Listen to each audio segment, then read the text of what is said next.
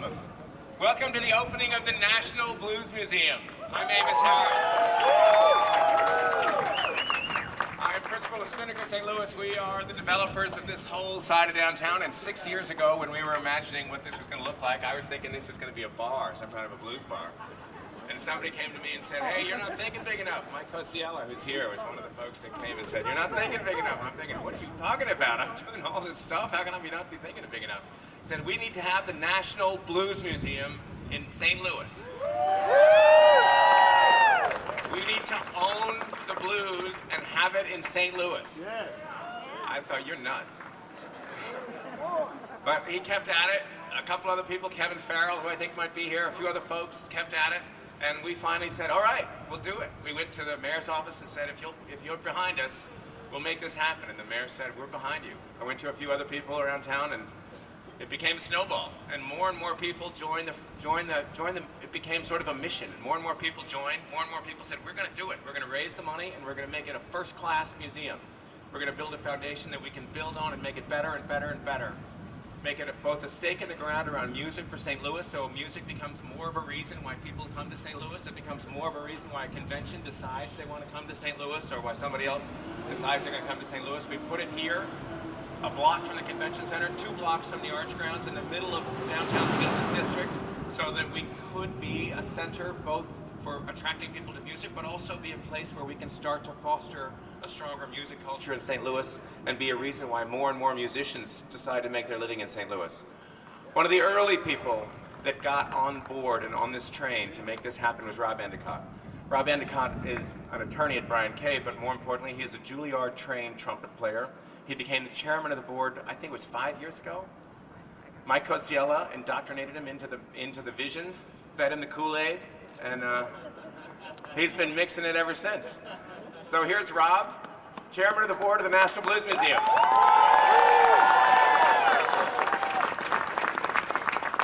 How about it for Amos Harris and Spinnaker and EMB for doing this whole development and having the vision for putting the National Blues Museum here. We couldn't have done it without you. Their support has been amazing. And how about for the Normandy marching band?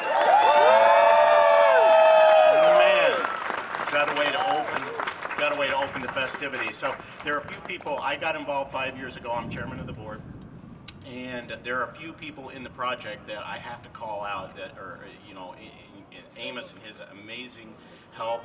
Bob Santelli is here this morning. Bob is the executive director of the Grand Museum. Bob is our deep music guru who's been in the background on the phone with me many late nights and saying, Bob, how do we do this? He's like, you got it. This is you can do this. And he's here to help us celebrate, and we're glad that he's here.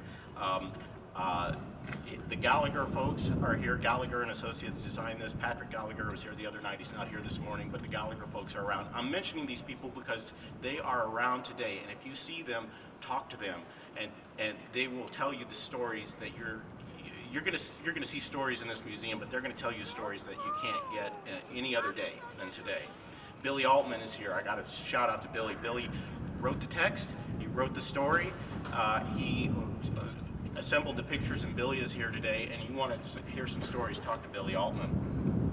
We got to thank our partners at Lumiere for making this happen financially, and then the artists. I mean, we had a great show last night. Bobby Rush is standing right behind me. What a thrill.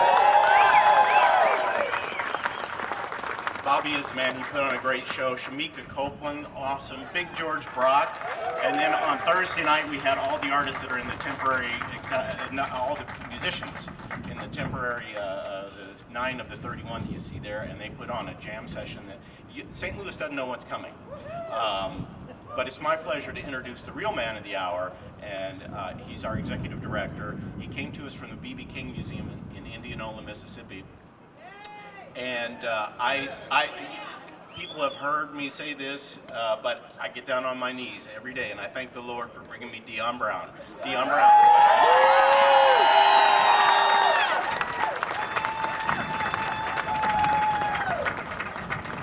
Hey, what's happening in St. Louis?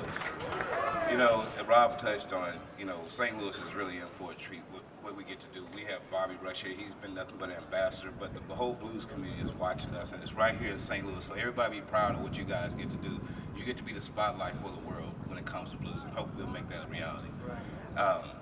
It's cold, so I'm gonna keep this brief. You guys are tired of hearing me. I want Bobby Rush to come up here and say a few words, if you will. Bobby Rush. Thank you. I don't know how to start saying this. I was born in Louisiana, hoping they would put me in some kind of museum there. They didn't. I went to Palmer, Arkansas. They didn't. I came by Mississippi because of my good friend was over there at the time. So B.B. King left a mark for there, but didn't leave my name there. So now I'm in St. Louis. St. Louis, thank you for letting me be a part of this. I won't talk long because I lived in Chicago for many years. Now I live in Jackson, Mississippi. What's warm, I don't have any long draws on.